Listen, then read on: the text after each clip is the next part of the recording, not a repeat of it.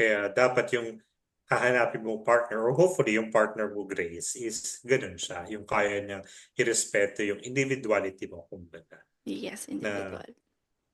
na may oras kayo para sa sarili niyo. Hindi lang lahat ng oras is para sa inyong dalawa. Kasi kailangan yung Oo. mag-grow as individual din eh. Hindi lang ang growth kasi sa love, hindi lang naman dapat yung dalawa kayo nag-grow.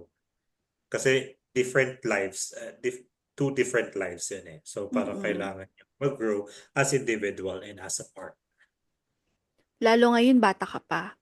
Marami ka pang pagdadaanan para madi-discover sa sarili mo.